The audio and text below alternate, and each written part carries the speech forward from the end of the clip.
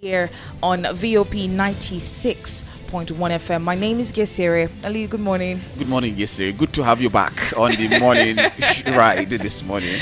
Okay, don't worry. It's going to be permanent for now. Okay, I hope so. And Abuja residents will also wish it's permanent.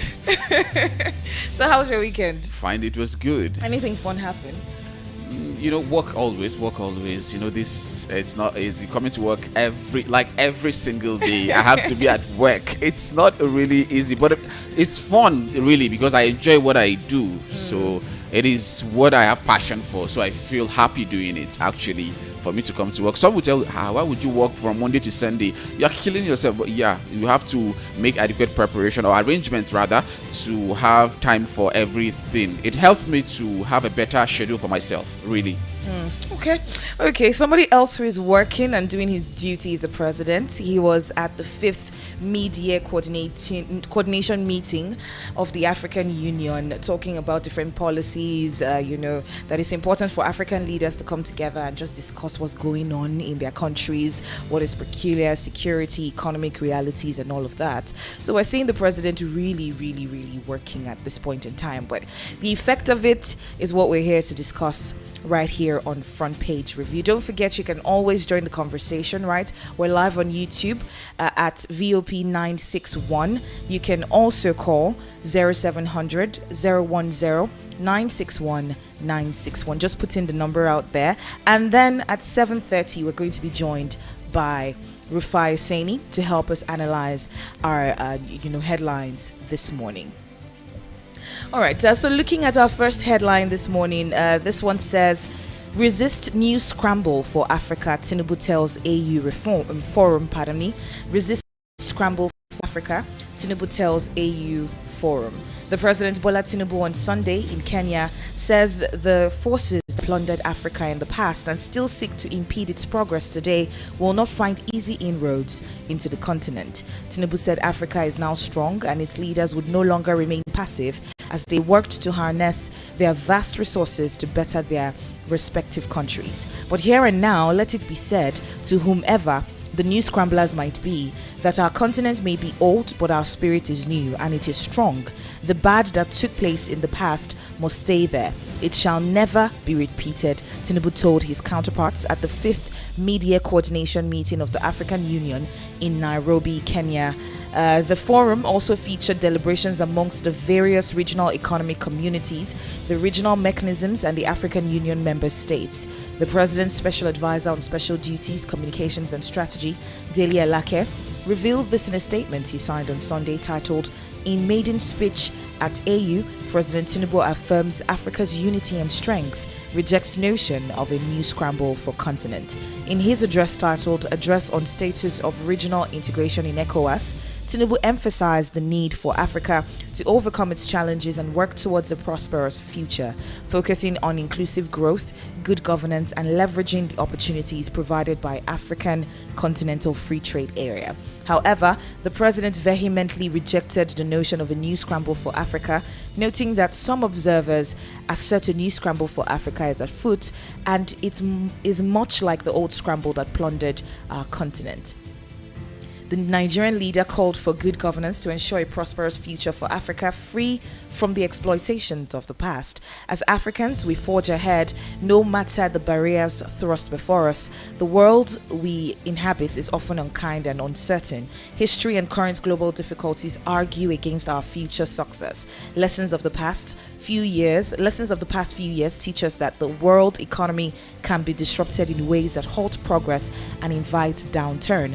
Our nations can suddenly find themselves in dire situations if we choose to be passive observers of our fate. Such passivity does not commend itself to me. I will not listen to it, neither should any African. The challenges we face mean that governance will be difficult. Harping on his message to uphold democracy in West Africa, the Nigerian leader, as ECOWAS chairman, announced plans to strengthen the bloc's standby force to deter coups and combat terrorism in the sub-region. He argued that while leaders sat to discuss vital economic matters, it would be impossible to implement the outcomes of the discussions unless due consideration was given to the instability and conflict ravaging many African states. Well, this was the speech that the president delivered at the AU forum, talking about the fact that it's important now more than ever for Africans and African countries to stand together. He was talking about scramblers. I want to assume he meant maybe the colonial masters. Yeah, certainly. Probably. Yeah. So, the issue of scramblers or coming to see how they can take away resources from Africa, it's not a new thing, and I think it's a very good stand or call by the president for African leaders to understand that irrespective of what these people are coming for or with, they have to understand that we are not where we used to be. Because if you go back into history, the Berlin Conference of 1984, November 1984 to February 1985, where the 14 countries met, the leaders, then the biggest countries who were involved in that, I think, was Great Britain, Germany, Portugal, and the US, where they met and partitioned Africa just the way they wanted to be. And why they did that was simply because how to take away resources from Africa. Exactly. Not because they want Africa to be organized or to grow. They just want to take resources from Africa. And that is exactly what Tinubu is referring to here. That you should understand that we may be old, but we really know what we're doing. We are not the Africa of the past. Yes, we know how to do our things. And it should also reflect on what Kenya's president was saying at Paris, where Ruto was telling them that these are what we need in Africa. We are not going to allow the usual business that you just come, give us loan, and if the funny part of it is that most of the loans that they give African countries, they take back the loan, because there are a lot of conditions that you may have to, if we're giving you loan, part of the loan, what you're constructing, will be the ones to construct it, will be the one to supply this, will be the one to supply that. So indirectly, they are just improvising you, giving you money and they give you with right and take it with left hand. That's exactly what is happening. So it's a bold step from Bola Ahmed Tinubu to tell the world that this is what we are and this is our position. And it is also not okay or enough for us to stay at that by saying this is our stand. We should be able to implement it when it comes to whatever they bring to us. We should be able to resist their offers. I was actually talking about the implementation right now. When you talk about the fact that as Africans, we need to be unified. Yeah. We need to have one voice. Literally, we need to be on the same page, because what we see oftentimes is different issues. We're seeing insecurity here and there. We're fighting within different countries. Remember the South Africa Nigeria issue, where Nigerians were killed in South Africa. There's been so many issues where we are fighting each other instead of looking at ways that we can all share resources, invest in each other's countries, in different, infrastructure in each other's countries, and ensure that Africa is strong as a continent. Africa is really, really blessed. Look at the natural resources that we have, the human resources that we have. You look at Africans, when they travel outside the country, they're always doing way better than other people in those countries, right? So as a continent, we need to stand strong. We need to be unified. We need to have one voice. We need to find ways to improve our countries. It's not just pillaging, taking away from the national cake. It's also investing in your country and ensuring that your country can withstand whatever juicy offers that the scramblers are trying to give, trying to bring to us, to our front as well. Yeah, and for us to also be able to resist the advances is for us to come together. Like initiatives such as the Africa Free Continental Trade Agreement is one aspect that if we utilize that, it's going to harness or bring more unity amongst the African countries for us to look at things from one point of view.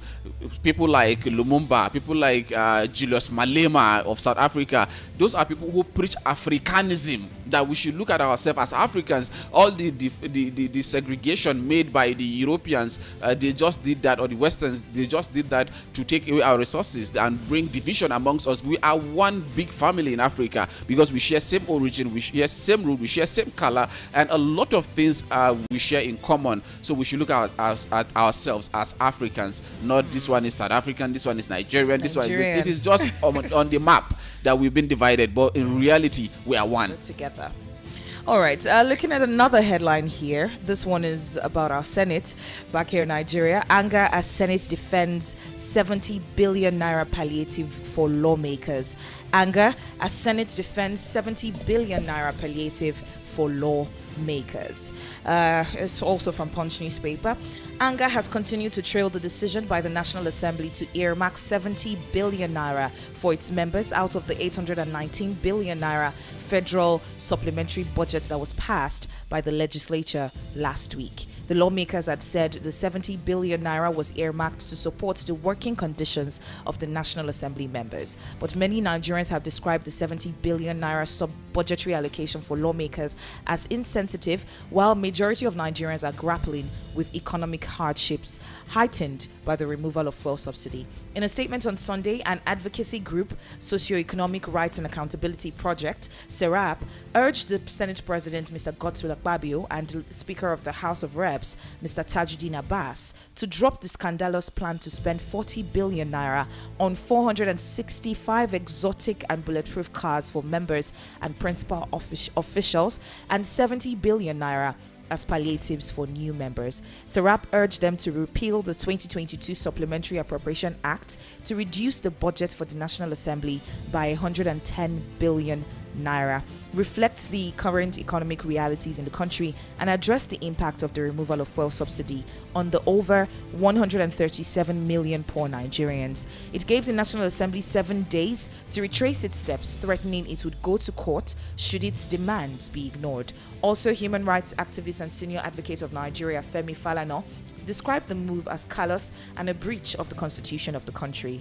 Falana, in a statement on Sunday, said, out of sheer insensitivity coupled with impunity, the members of the National Assembly, regardless of political affiliation, conspired to breach the relevant provisions of the Constitution of the Federal Republic of Nigeria 1999 by padding the Supplementary Appropriation Bill 2023 to provide the so-called palliative of 70 billion naira for 306 newly elected members. While the masses of Nigeria are groaning under the excruciating economic pains unleashed on them by the ruling class, the National Assembly has awarded 228.7 million naira to each of the newly elected legislators. As if that is not enough, the members of the National Assembly has earmarked 40 billion naira to purchase 465 sports utility vehicles and bulletproof cars for principal officials and members. However, the legislators approved the sum of 500 billion naira for 12 million indigent people in a country where the National Bureau of Statistics has said 62.9% of the country, which is about 133 million, are multidimensionally poor. Similarly, the National Chairman, Center for Anti-Corruption and Open Leadership, Debo Adeniran, described the 70 billion naira as insensitive. Instead of increasing our suffering, they should actually put that amount of money into the socio-economic activities of Nigerian people and give soft loans to those that have been identified as doing legitimate business, Adeniran said. This is really a huge one for Nigeria. When you look at the number, the statistic is staggering. 133 million Nigerians are poor. But how much the federal government earmarking for this particular people? They said 12 million Nigerians will be taking 8,000 naira monthly for 12 million Nigerians household, because we're not talking about individuals, they're talking about household. 12 million households to be earning 8,000 naira monthly for the period of 6 months. If you put that together, it's going to give you 48,000 naira per household, which means you're going to be buying one bag of rice for 6 months per household. That is the how far the federal government can push it. Let me put it in perspective. That is to fill someone's fuel tank for like 3 days or 4 days. Yeah, that's literally what it is. So you want to give people 8,000 naira for 6 months. That is commensurate to filling my tank for one full week. And it does not make any sense, because if you look at it, if you look at how much the National Assembly members are earmarking for the new members, you're talking about 400 and where is it again? Let me get the figure right. You're talking about giving each new member 228.7 million naira to each newly elected legislator. Juxtapose that with one family One family, you're giving one family 48,000 naira. Where is the sense in that? Where is the justness in that? Where is the equity, fairness, and the role of the government in protecting the lives and properties of Nigerians? Where is it?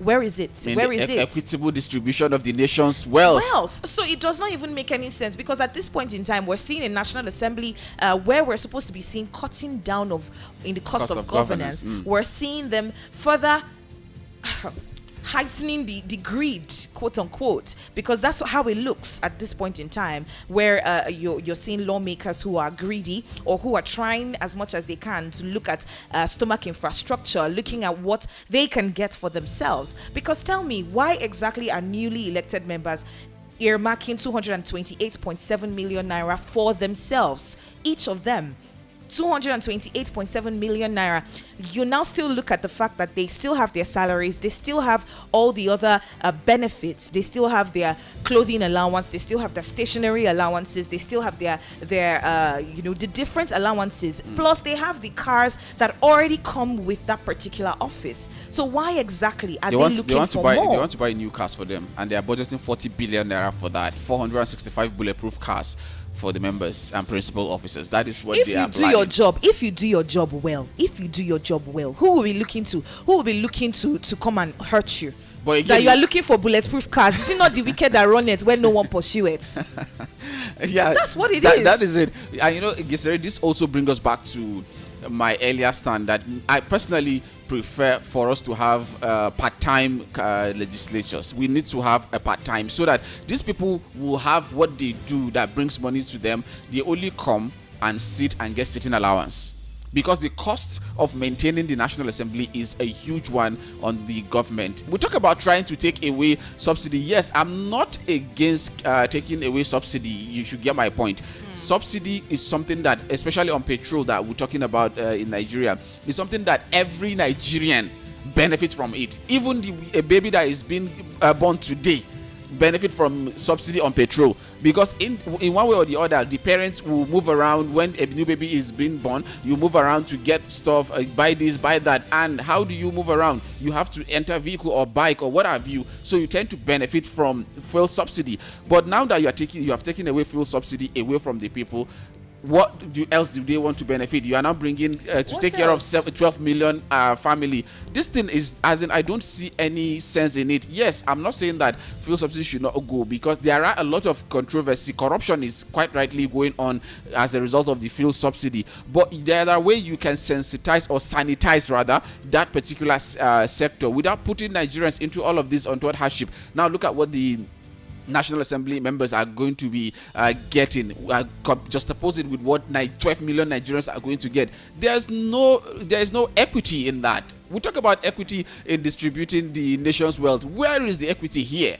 There is no equity here. Putting people into hardship and giving them only God knows who will fall under that category of 12 million Nigerians.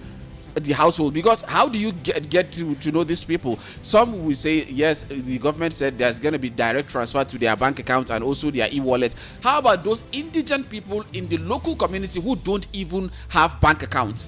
There are a lot of people who don't even have bank accounts in this country, and those are the real ones who are in rural areas where your fuel subsidy removal is affecting them negatively. It is not only in the city center. There are people who are at the receiving end. How do you determine who are those 12 million people? It's going to be a very, very difficult situation. We are just trying to make things very more complicated for ourselves in this country. Already we have a number of Nigerians, 60-something% of Nigerians, of the population of Nigeria, already who are multidimensionally poor. Take out the subsidy and you have more people that are pushed further below the poverty line. So at this point in time, that particular figure that MBS brought out earlier this year it seems like it's going to increase, because earlier we didn't have subsidy. We hadn't removed subsidy when this particular research was done. Now subsidy has been removed, so you're going to have more people that are further pushed below the poverty line. So when you have more people in poverty, you would be thinking that the government would look at the National Assembly, who were elected to actually be the voice of Nigerians. not even listening to to Nigerians anymore, but they're listening to themselves and looking for how they can add more to their pockets at this point in time. So instead of the president and his executive to look at ways that they can reduce how difficult it is for Nigerians, we're seeing situations where you are further looking at how you can enrich yourself and further impoverish other Nigerians. So where then is the role of the governance in this? And also, one thing that we tend not to look into is that government should understand.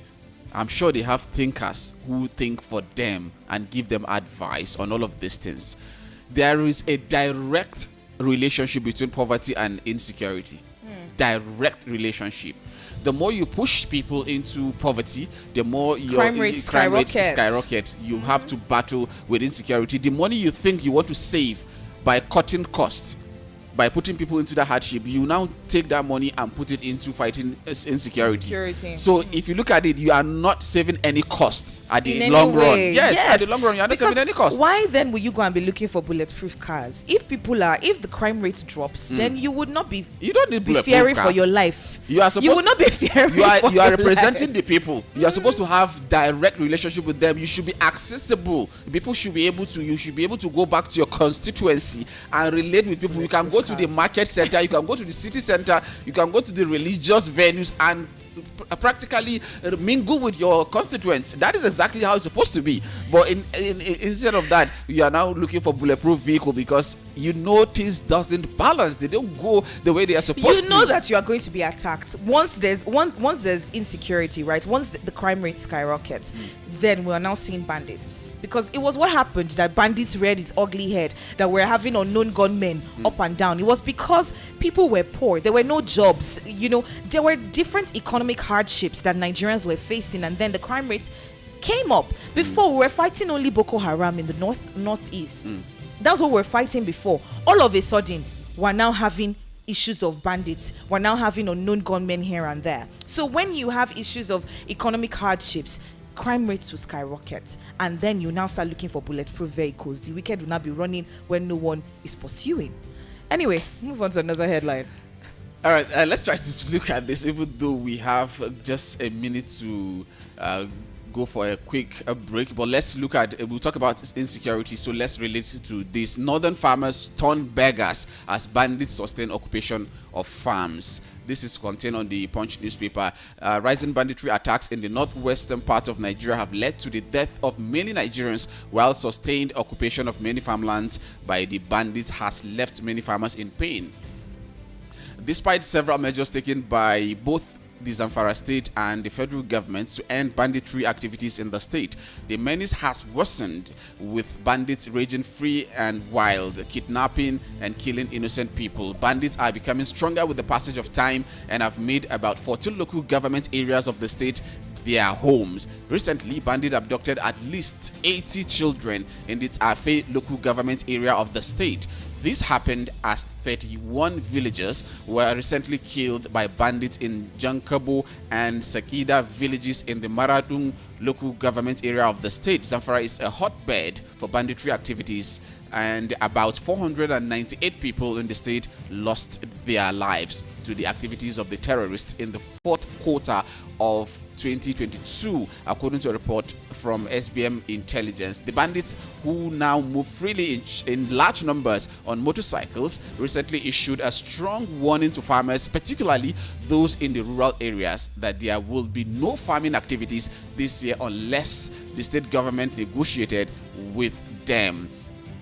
And this, don't forget that a couple of days ago, the president declared state of emergency on food, and now we're talking about bandits not allowing farmers to go to farm. And we'll talk about insecurity here in the last headline that we looked at. But we will certainly look at this more. And when we come back from this break, we need to pay some bills. Just keep it locked. We'll be back in just a moment.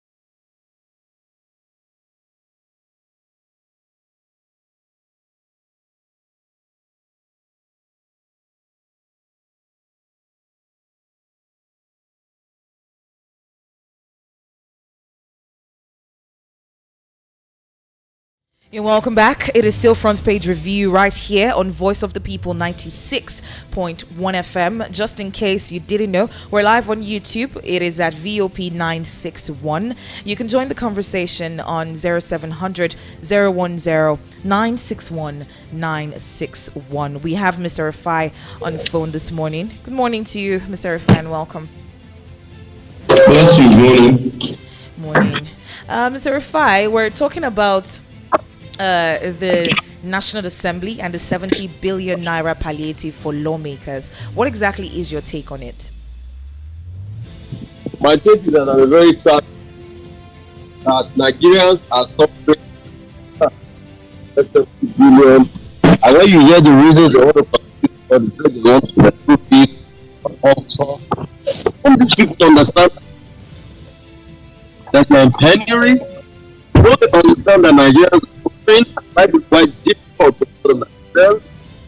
So when you look at how they behave, wonder what is going on in the country. May God forgive them, honestly. They don't even eat 3 square meals any longer. So even 2 square meals is a problem. And all of these are happening, and they're supposed to collect them out of the time where they ought to be. I wonder if the law people to defend their own pocket. And I think every night, get the phone number of their lawmaker, call them, and tell them they're upset about what's happening. They are upset about what is happening. They don't want what is happening.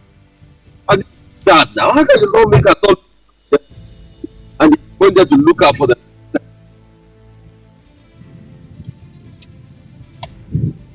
Hello? Hello? Hello, can you hear us? Yes, I can hear you. Please remove the whole bar. We're getting you now better than before. Though we got the better part of the conversation, but it's really fluctuating. The network is not allowing us to have a good conversation. You could go ahead, please. So that's your network. That's your network, not my network. Yeah, Lagos. Every now and then, Mr. Rufai, you say it's our network, and really it's your network because we communicate literally with a lot of people and we don't encounter this except when we are conversing with you. Mr. Rufai, it's Lagos network. It's your network.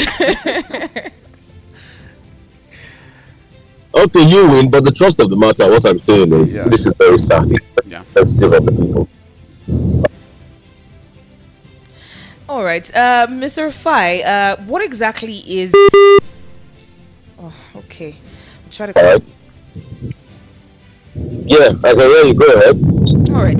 So we're still looking at this issue of the 70 billion naira as we're comparing it to 8,000 naira that the president is trying to share for 12 million homes.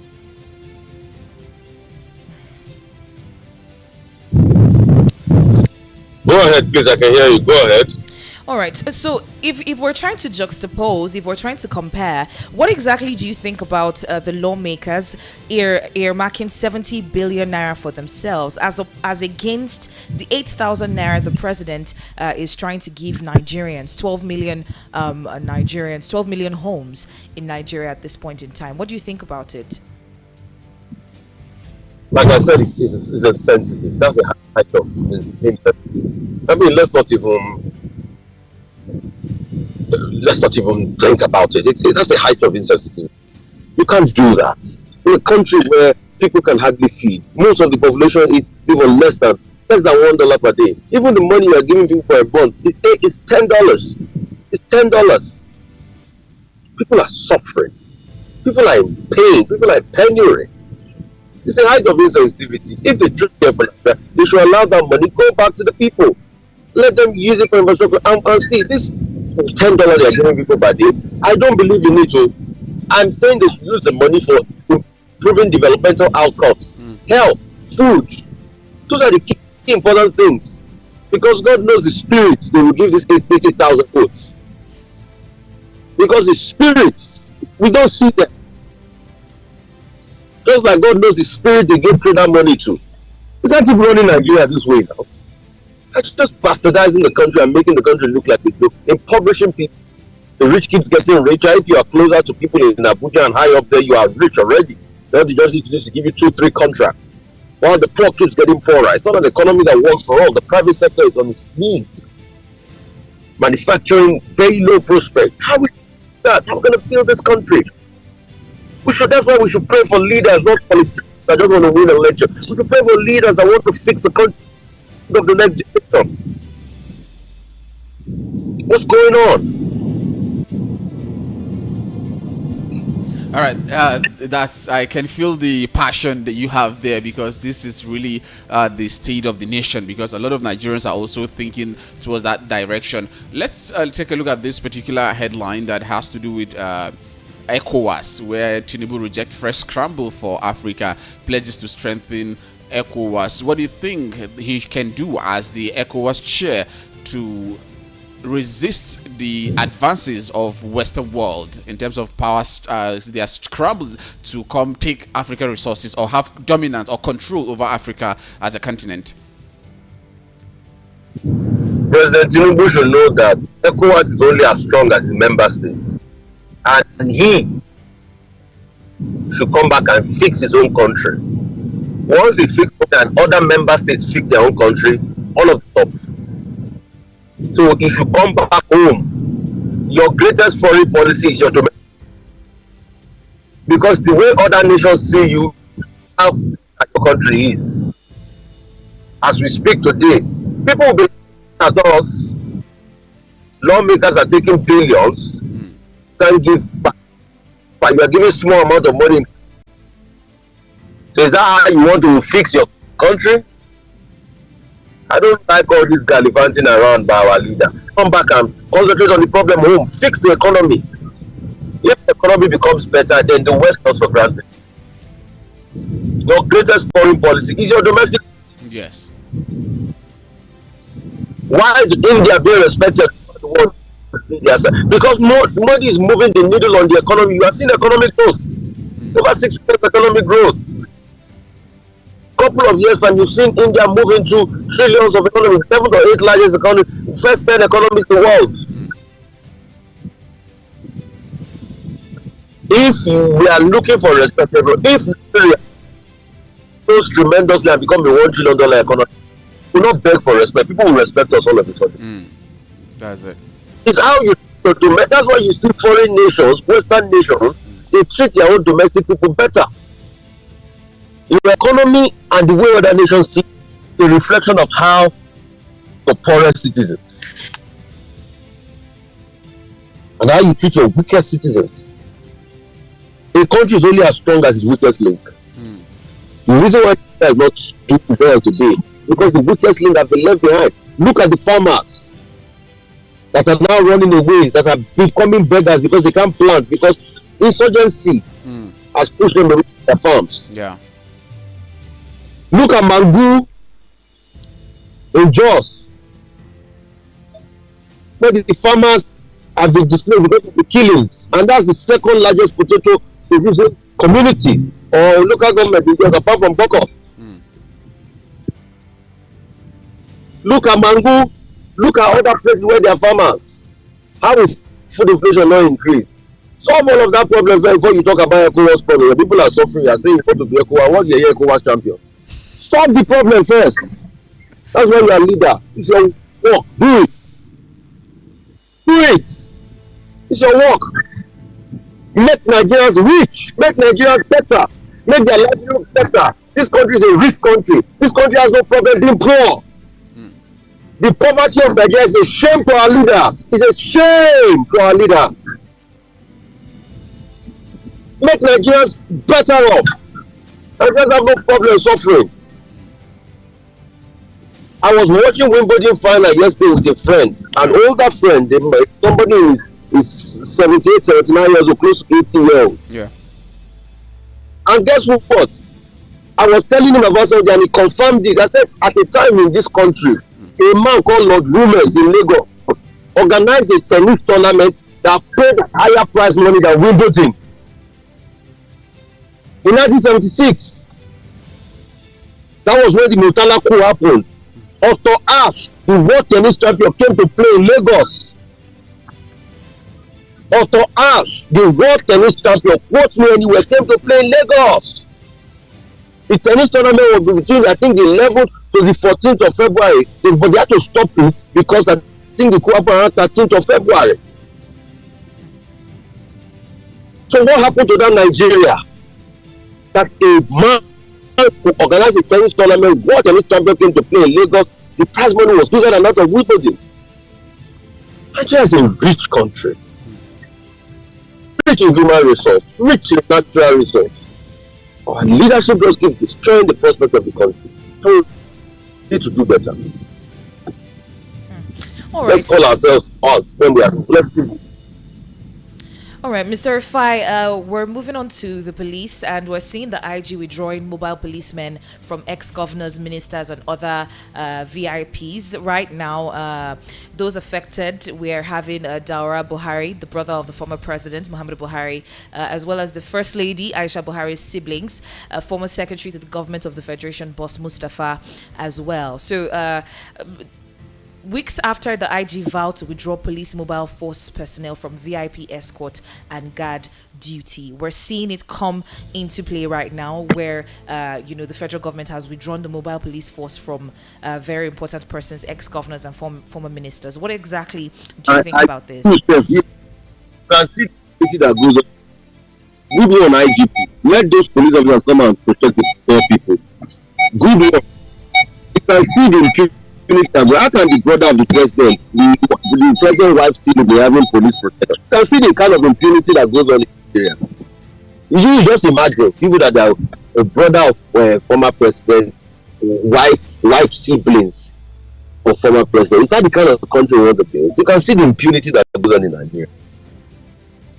Kudos to that on the edge. But I hope it's not that this is a media show that after a couple of months they will go and get those police protection back. Well, I hope.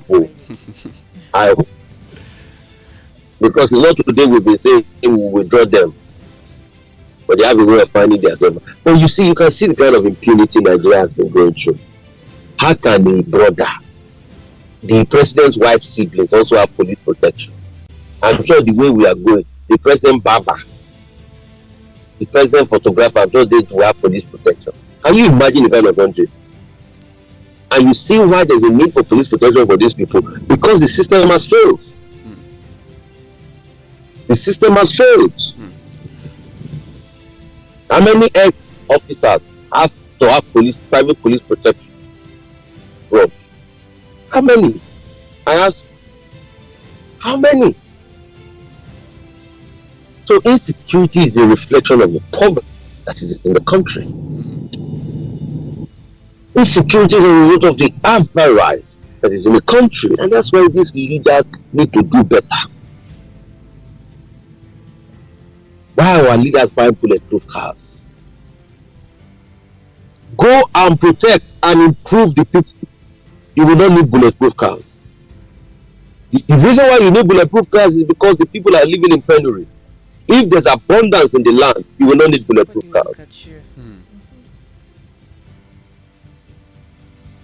All right, we have a related headline talking about the police as well, where it's on the Guardian newspaper, where the Human Rights Writers Association of Nigeria, Huriwa, flays the Nigerian police force over monetary gifts presented to families of deceased police officers and those injured in the line of duty, where the national coordinator Emmanuel Owubiko described the action of the force as medicine after death, saying rather than presenting money to grieving families of police officers, the police authorities should invest in efficient training of their personnel, provide life-saving equipment and ammunition, housing, social welfare, and good salaries that would motivate the officers to give their role.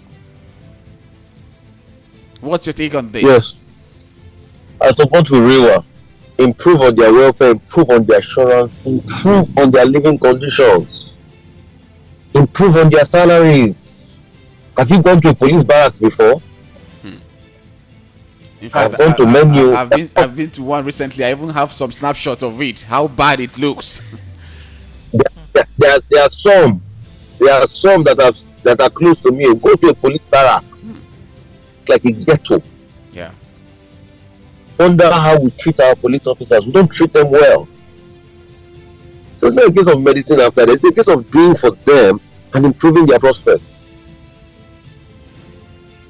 Many years ago, a television station went to a police college and did a video documentary. Yeah. We want to see the way the police college were. No. We need to do more for our police officers. We need to do more. I'm sorry, can I ask you a question, please? Yeah, go ahead. Why can't we take 70 billion for the lawmakers and even use it for our police officers? At least those guys are risking their lives for us, fighting for us every day. At least if not for the police, the level of crime and criminality would have been terrible. Although some of them are bad people, but some of them have shown goodness and heroism to people. I think let's use the 70 billion for the police rather than this something we are doing with our lawmakers. I would have favored that we use that 70 billion to at least probably jack up the wages of police officers. Just thinking out loud. Let's move on to the next. All right, let's take a look at this one, talking about politicians as well. Controversy over alleged resignation of APC chair Abdullahi Adamu. I'm not surprised. You know, I said it before. I'm not sure if you watch my TV. I said the way Adamu was going, the president will not like it, and they will push him out. I'm a political soothsayer, and it came to pass. Because, and I think the bone of the matter is the government is the fact that there had been a tussle between Adamu and the president. Adamu apparently did not support the president initially, so that has caused a lot of fat and bad blood. And I think that's what's really going on. And recently you saw how Adamu kicked against some decisions in the National Assembly. Yes. So that was what. So when that thing happened, I remember analyzing on TV. I said, the way Adamu is going, they will remove him. I said it. Anyway, they said allegedly that I had to resign because there was an order that the president met some governors and he said he should push him out. But let the president prevail over it. But I know Adamu is as good as God. He's not going to survive it. So you have to look for somebody that can work with the president. Adamu needed to realize that once the president comes in, an executive to a party, is automatically the leader of the party. You as a party chairman are just as far as I'm concerned. You hold no sway in the party again. And it has the gusto, the authority in the party, the president will take most of the decision. And I said it, so I saw it coming. APC to the internal crisis when they have the time. They'll be fine, they're all politicians. Not a big deal. All right, Mr. Rufai, there's a report on Punch newspaper talking about this Buhari's cash transfers. 43 million Nigerians were shut out of Buhari's cash transfers. It said that these Nigerians were excluded from the federal government's 5,000 monthly cash transfer since its inception in 2016. In June this year, the Nigeria Development Update, the World Bank, disclosed that 19.4% of Nigerians benefited from the program. With an estimated population of about 207.25 million Nigerians, this meant that only 40.2 million Nigerians benefited from the cash transfers. In lieu of this particular figure, this particular statistics that Punch is giving us now, how effective do you think that 8,000 naira that the president wants to give out, how effective do you think it's going to be? Because already we saw Buhari's administration do conditional cash transfers and it didn't work. So the president towing this same line, I don't think it's going to work. I don't think it's going to work because there are a lot of monies that they still need to audit, and that's why I see monies like trader money that the vice president gave us. I thought it was good fine, and I thought it was correct. I think that money was good fine. I don't think these things work where they don't have accountability. They should bring out the audit, independent audit centers. They can't do it. And that's why things don't work in this country. I don't think I've said my own. Increase, reduce school prices with that money, improve health outcomes. But you see everything too much of corruption. That's just the sad reality. But let me tell you a very exciting story this morning as we wrap up. There's a young man called Carlo Alcaraz. He won the Wimbledon Championship yesterday at the age of 20. Many years ago, there was a Spanish tennis player called Juan Ferrero. Juan Ferrero won a lot of Grand Slams, some Grand Masters, etc. But after his career, he decided to go and set up an academy. And he said to himself, I don't just want to win championships. I want other young people after me too in Spain to be able to win championships. And this young man, Carlos Alcaraz, passed through Juan Ferrero's academy for tennis in Spain. Yesterday, Juan Ferrero's dream came true when Carlos Alcaraz, a young man that passed through his academy, won the Wimbledon Championship. And that's why when Carlos Alcaraz won, he went to the stands and he hugged Juan Ferrero, and Juan Ferrero was crying.